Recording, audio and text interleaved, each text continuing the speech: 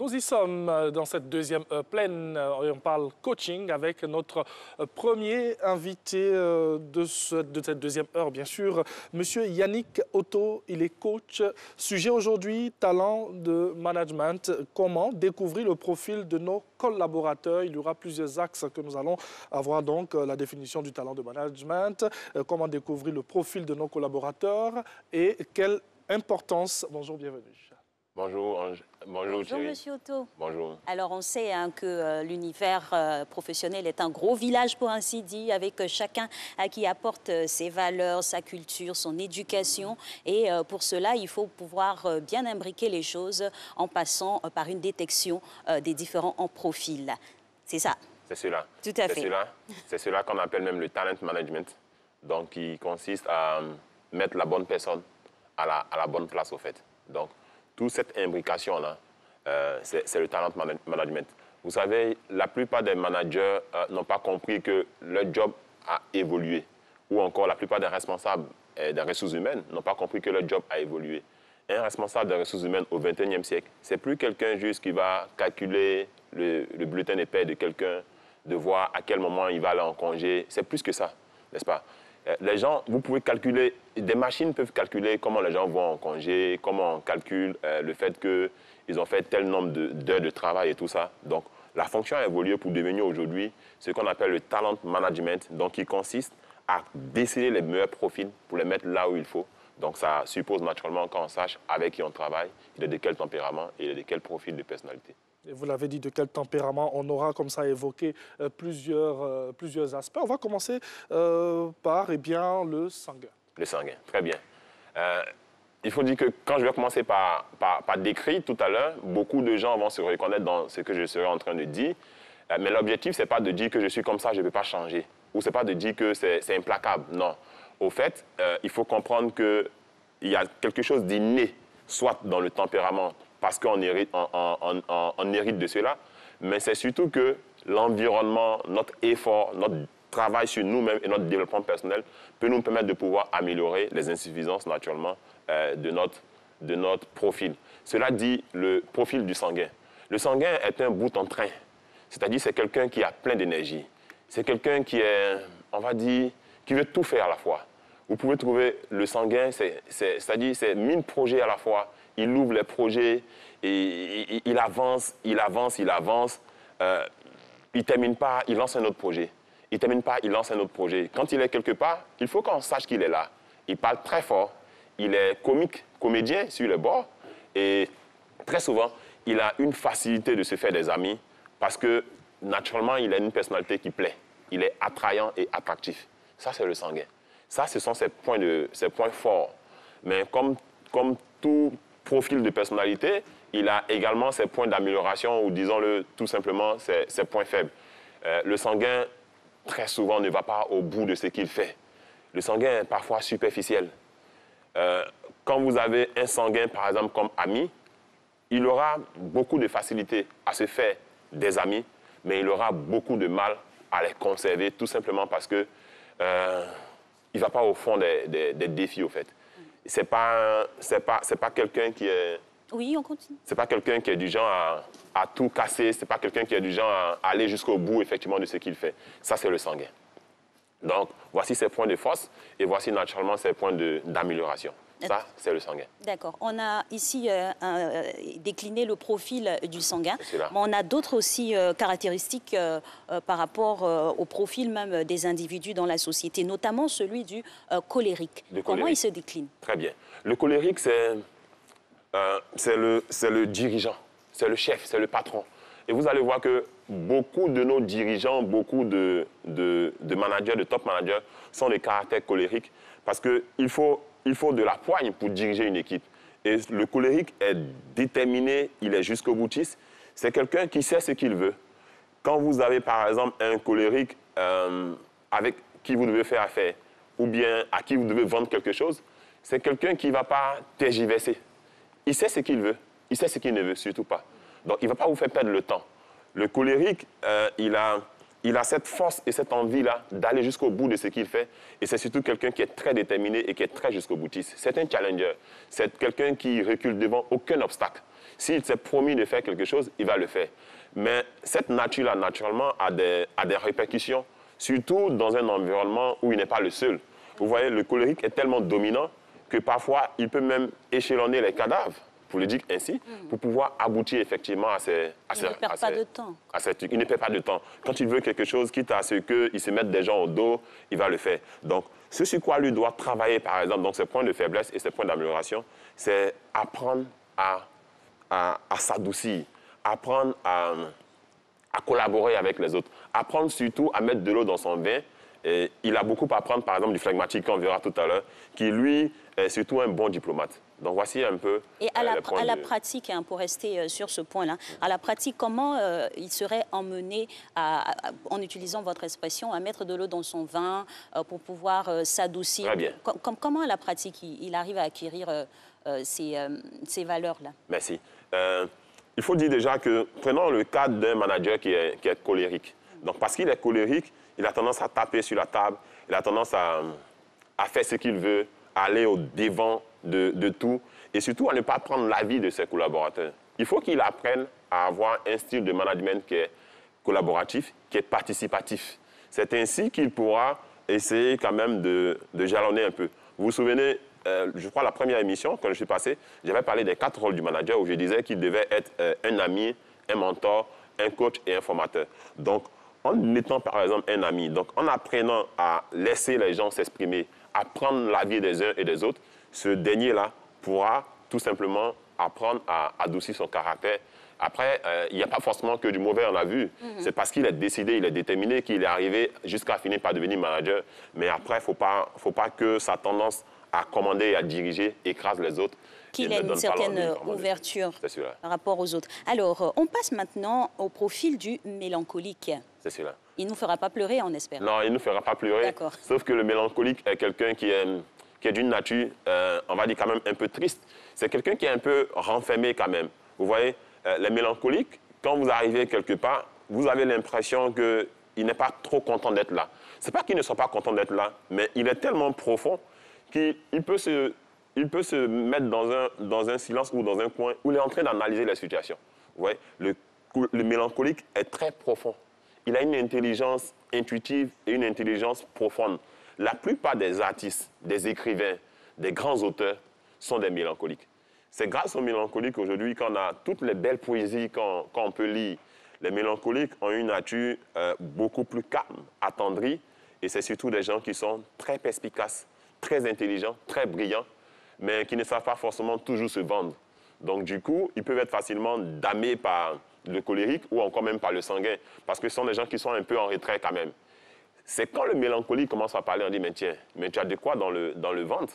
Mais il ne dira pas qu'il sait. Il ne sait pas se vendre, ce n'est pas un bon marketeur. C'est quelqu'un qui, en entreprise, devait naturellement travailler en back-office.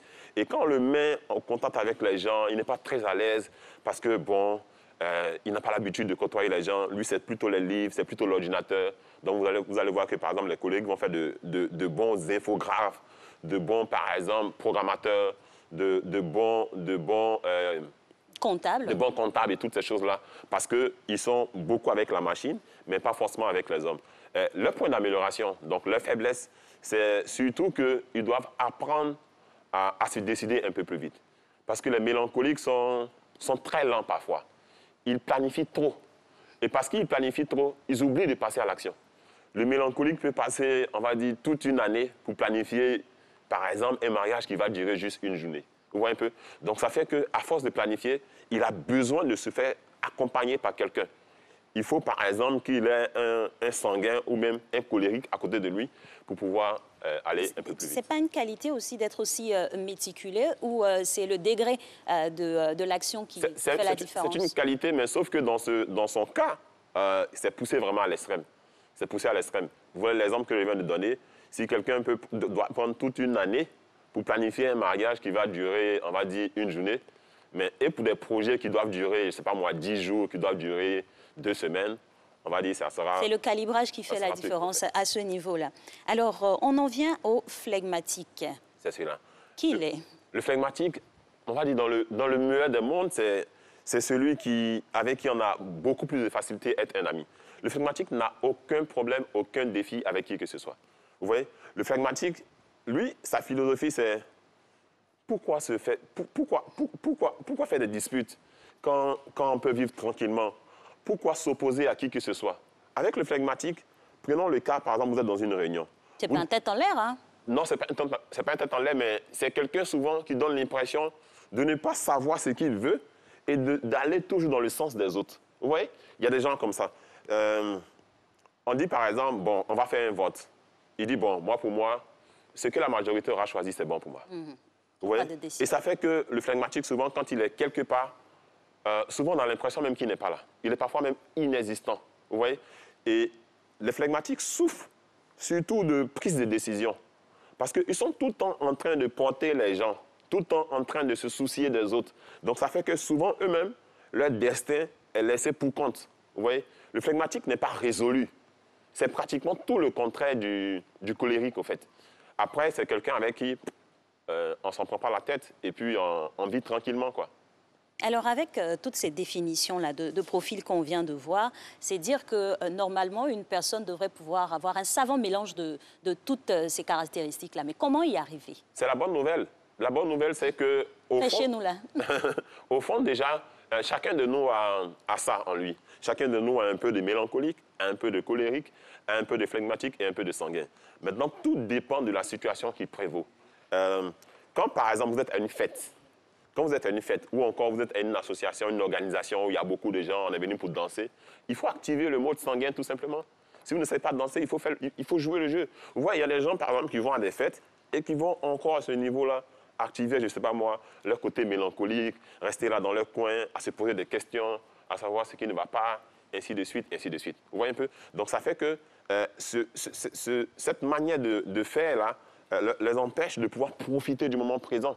Donc, il y a certaines occasions, il faut être insanguin. Par exemple, quand on est ouvert, on est dans un espace où il y a des gens, on rencontre de nouvelles personnes, il faut se montrer chaleureux. Pour ce qui est, par exemple, du mélancolique, quand il va s'agir de bosser sur un projet, de bosser sur un sujet, à ce niveau-là, il faut bien évidemment activer le côté mélancolique pour pouvoir s'y mettre et travailler à faire de ça une réussite et un plein succès, au fait. C'est dire qu'il faut analyser chaque situation et, on va dire, déclencher le profil adéquat. Et si on devrait catégoriser ces différentes caractéristiques en deux groupes, par exemple? Si on devait les catégoriser, on va dire qu'il y a le groupe des extravertis ou extrovertis, ou encore le groupe des introvertis ou intravertis. Le flegmatique et le mélancolique sont des introvertis. Ça veut dire qu'ils sont tournés vers eux, ils sont portés vers eux. Très souvent, et la plupart du temps, ce sont des gens qui ont du mal à s'ouvrir aux autres. Donc, en entreprise, par exemple, si on veut les voir exceller, il faut s'arranger pour leur donner un poste en back-office, pour leur donner un poste où ils seront surtout en train de travailler avec les machines, je veux dire, travailler sur des process, concevoir, par exemple, la stratégie, plutôt que d'aller vendre la stratégie. Donc, eux, ils sont introvertis. Le sanguin et le colérique, eux, par contre, ils sont tournés et portés vers les hommes. Donc, ils sont extravertis, ils sont extrovertis. Et ces derniers-là, vous allez voir que très souvent, en tant que des commerciaux, en tant que des managers, des chefs d'équipe, ils vont naturellement bien réussir. Très bien. Alors, pour ces deux catégories de personnes, c'est clair qu'on a pu définir ceux qui vont rester à l'intérieur et ceux qui vont rester à l'extérieur. Mais quoi qu'est-il, hein, qu'il faut se sociabiliser. Hein, on ne va pas rester derrière son bureau. Oui. Comment on réussit à équilibrer les choses? Parce que même quand on reste au bureau, on a quand même des collègues autour de nous. C'est cela. Et pour revenir à ce qu'on disait tantôt, c'est que après, il y a un travail profond que chaque individu devrait mener sur lui-même. Donnez-nous la marche à suivre. Ça commence par savoir déjà, nous sommes de quel profil. Si je sais que, par exemple, je suis de profil sanguin, je sais que j'ai besoin du calme, du mélancolique et du calme du flegmatique pour pouvoir équilibrer ma personnalité. Donc, je devrais pouvoir me trouver des amis, non pas qui me ressemblent, mais on va dire, qui apportent un plus à ce que je suis, au fait, pour pouvoir contrebalancer. Mais quand vous voyez des sanguins qui sont entre eux-mêmes et tout le temps entre eux-mêmes, n'est-ce pas, et qui fuient des gens qui sont peut-être trop froids, ils auront du mal. Ils auront du mal quand ils vont se retrouver dans des endroits où le calme sera nécessaire pour eux. Vous voyez un peu? Donc, l'astuce ici, c'est de trouver que ce soit on ne va pas dire aux gens, enfin pour ceux qui ne sont pas encore en couple, naturellement, de trouver quelqu'un qui pourrait les compléter plutôt qui est typiquement comme eux. Il faut faire attention à ces critères-là dans son choix. C'est cela. Ça permet de contrebalancer au fait notre personnalité parce qu'après, on a besoin de tous ces différents profils-là pour pouvoir avancer, que ce soit dans nos projets et dans tout ce qu'on entreprend. Donc l'idéal et l'idée ici, c'est de pouvoir trouver un ami, un partenaire, un associé qui complète ce que nous sommes et qui n'est pas forcément le doublon de ce que nous sommes, en fait. Et tout ceci, hein, c'est pour mettre en exergue le talent des managers ou du management en général. Donc, quand il revient à un manager de pouvoir constituer des équipes, quel est le procédé qu'il va utiliser pour former ses troupes? Parce qu'on a parlé d'avoir des bonnes personnes à la bonne place. C'est cela. Il y a une méthode qui est très connue, qui est connue surtout des recruteurs et des responsables RH, qu'on appelle la méthode DISC. Donc, D-I-S-C, n'est-ce pas? Et il y a des tests aussi qui permettent de pouvoir déceler ça. On n'a pas forcément l'occasion de le faire ici.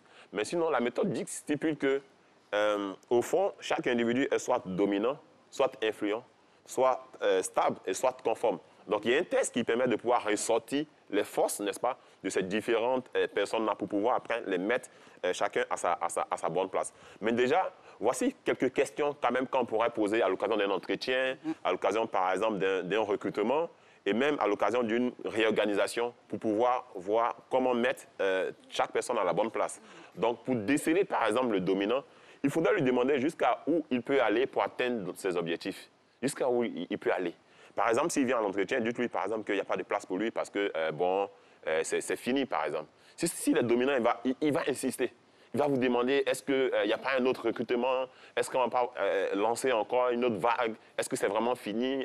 Le dominant ne lâche pas très souvent. Il est téméraire. Voilà, il est téméraire. Donc, lui poser ce type de questions-là pour savoir jusqu'où il est capable d'aller, vous allez découvrir, par exemple, son niveau de dominance et toute chose qui pourrait être utile après pour son employabilité. Pour ce qui est de l'influence, il est bon d'être dominant, mais il est surtout également intéressant d'être influent. Parce que vous voyez, si quelqu'un est dominant, sans influence, il va marcher sur les autres, il va les écraser. Or, en entreprise, ça suppose que nous sommes là pour réussir ensemble, n'est-ce pas? Nous sommes dans un travail d'équipe. Donc, l'influent ici, c'est sa capacité à pouvoir travailler avec les autres dans une parfaite harmonie. Donc, ce dernier-là, par exemple, on va lui poser la question de savoir, est-ce qu'il préfère surtout travailler sur des projets solo ou bien est-ce qu'il préfère travailler sur des projets avec les autres? Il ne sait pas forcément que nous sommes en train de découvrir s'il est influent ou pas. Mais une chose est sûre, c'est que s'il préfère travailler seul, c'est une indication précise de ce qu'il n'est pas très à l'aise avec les autres. Donc, son niveau d'influence et de leadership n'est pas forcément très élevé. Ensuite, il y a ce qui est de la stabilité, parce qu'on a dit D-I-S-C. Donc, pour ce qui est de la stabilité, lui poser par exemple des questions de savoir quand il est dans une entreprise, combien de temps il peut faire par exemple, est-ce que s'il a un autre poste ou bien d'autres challenges, est-ce qu'il va rester là ou bien est-ce qu'il va chercher à partir? Je peux vous assurer que beaucoup de personnes, n'est-ce pas, et surtout, c'est pas forcément un, comment on dit déjà? Un défaut? C'est pas un défaut. Et ce que je vais dire, c'est pas forcément péjoratif. Je vais dire, c'est pas péjoratif. Mais vous allez trouver, par exemple, que dans la fonction publique, vous allez trouver beaucoup de personnes qui sont stables.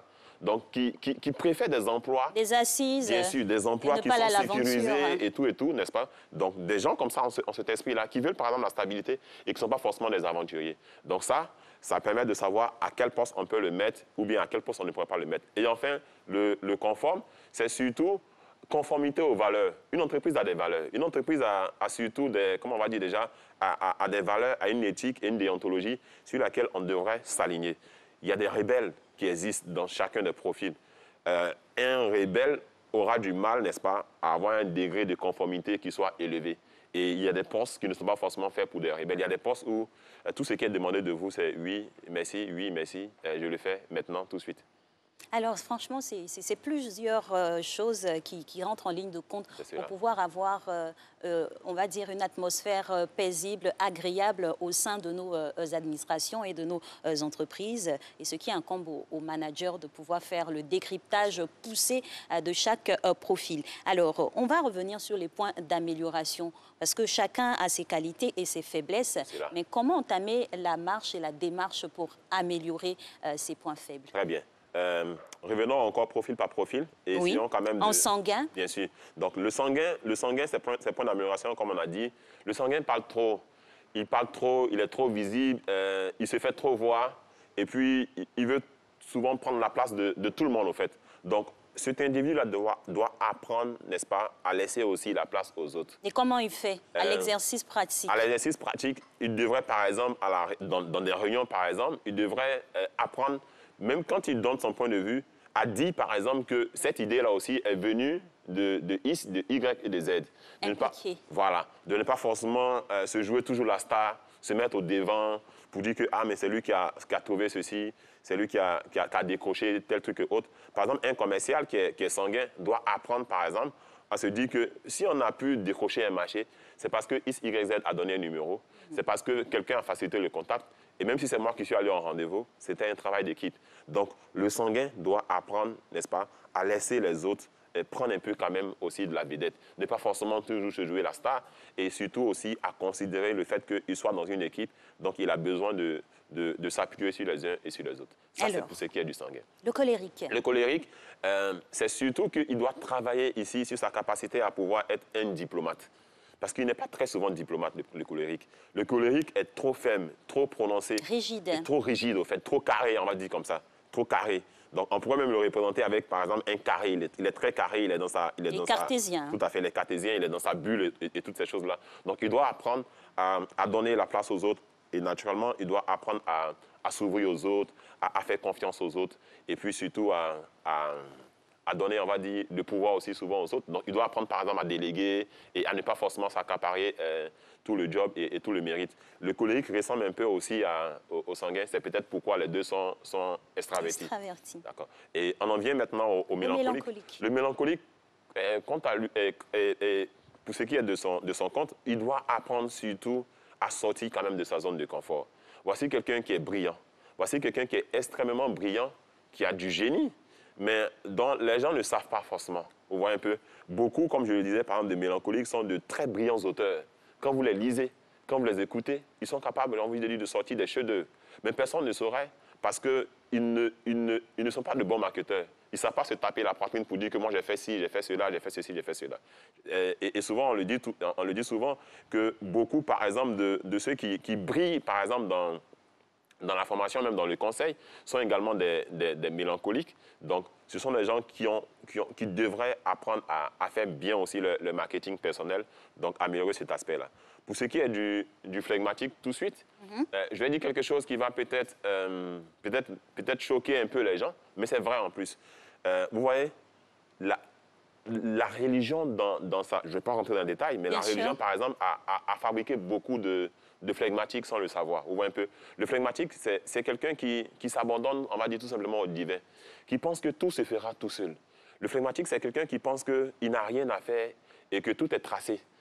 S'il se bat, ça va marcher comme ça va pas marcher, ce qui a été dit, ça sera fait, et ainsi de suite. On peut aussi dire qu'il croit en son destin, tout simplement, il est défaitiste, au fait. C'est-à-dire, c'est quelqu'un qui se dit que à quoi ça sert de se battre? À quoi ça sert de forcer? Or, souvent, certaines portes se cassent, se fracassent même à la limite. Même pour le flegmatique, bon, laissez les choses aller comme ça. Donc, il doit surtout aller à l'école du colérique pour apprendre vraiment à prendre le devant des choses, pour apprendre à décider, à planifier et puis surtout à foncer. Merci infiniment, Monsieur Otto, pour cette belle analyse de plusieurs caractéristiques des uns et des autres. Il faut rester alerte quant aux signaux que l'on émet à l'extérieur comme à l'intérieur, parce qu'on peut être extraverti ou introverti pour pouvoir faire les réglages idoines pour rester en harmonie. Merci d'être passé sur ce plateau. Ensemble, poursuivons cette émission et place maintenant